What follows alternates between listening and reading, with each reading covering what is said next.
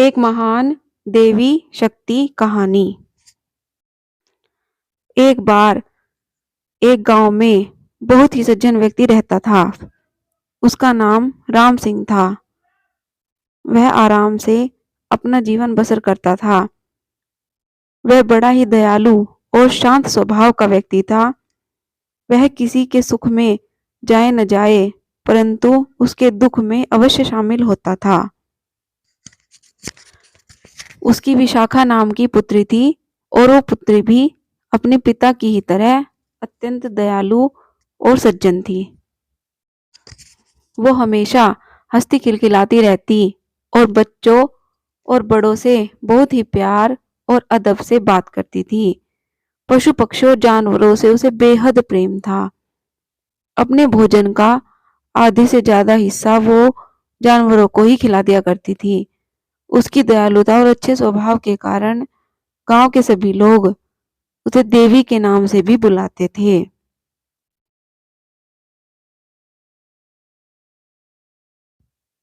एक बार उस गांव में भयंकर सूखा पड़ गया। तालाब, कुएं, नदियां सब सूख गए। वर्षों तक बारिश नहीं हुई और सूखे और अकाल के कारण गांव के गांव तबाह होने लगे। सूखे के कारण वहां के जानवर और मनुष्य मरने लगे। वहां के लोगों ने गांव को छोड़ने का निश्चय किया और एक रात सब लोग गांव छोड़कर जाने लगे। सब लोगों की तरह विशाखा के पिता भी गांव छोड़कर जाने लगे और सामान बांधने लगे और सबके साथ चलने को तैयार हो गए। लेकिन विशाखा ने जाने से साफ मना कर दिया। उसने अपने पिता से भी न जाने के लिए कहा और वह जाने के लिए बिल्कुल भी तैयार नहीं हुई। वह टस से मस नहीं हुई। वह गांव छोड़कर जाना नहीं चाहती थी। गांव के सभी लोगों ने विशाखा को बहुत समझाया, लेकिन वो जाने को तैयार ही नहीं थी। विशाखा के पिता अपनी पुत्री को अकेला छोड़कर नहीं जा सकते थे, इसलिए वो नहीं गए और सब लोग गांव छोड़कर जाने लगे।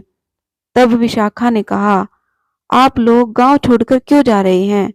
देखना, शाम तक बरसात हो जाएगी और पानी बरसने लगेगा। गांव वालों ने विशाखा की बात को हंसी में उड़ा दिया और वो गांव को छोड़कर जाने लगे। अभी वो गांव की सीमा पर पहुंचने ही वाले थे कि काले काले बादलों से आसमान घिर उठा और घनघोर वर्षा होने लगी। तेज तेज बारिश होने लगी। इस घटना के बाद विशाखा उस गांव में ही नहीं बल्कि आसपास के सभी गांवों में एक देवी के रूप में प्रसिद्ध हो गई। उसकी हर जगह चर्चा होती थी और लोग विशाखा को देवी का अवतार मानने लगे थे। उस समय के कुछ दिन के बाद गांव में एक बीमारी फैलने लगी और उस बीमारी में लोगों के शरीर पर फफोले पड़ जाते थे और धीरे धीरे पहले पूरे शरीर पर फैल जाते थे और फिर मनुष्य की मृत्यु हो जाती थी। गांव वाले विशाखा के पास गए और उनसे मदद मांगी, लेकिन विशाखा ने कुछ नहीं कहा और चुपचाप देवी विशाखा ने अपनी आंखें बंद कर ली। इसके बाद गांव के लोग चुपचाप चले गए, लेकिन अगले दिन सुबह उठकर लोगों ने देखा कि गांव के लोग अचानक स्वस्थ हो गए हैं और सब लोगों ने मिलकर इसे देवी का आशीर्वाद समझा और विशाखा के पास धन्यवाद देने के लिए गए। जैसे ही लोग विशाखा के पास पहुंचे, उन्होंने देखा कि देवी का पूरा शरीर फोड़ों से भरा हुआ है। देवी विशाखा ने लोगों की आपदा अपने ऊपर ले ली थी। एक दो दिन के बाद देवी विशाखा ईश्वर में लीन हो गई। गांव वाले इस बात से बहुत अधिक दुखी हुए कि देवी विशाखा ने हम सबके लिए अपना जीवन दान कर दिया। देवी विशाखा की मृत्यु के बाद गांव वालों ने मिलकर उनका गांव में एक मंदिर बनवाया।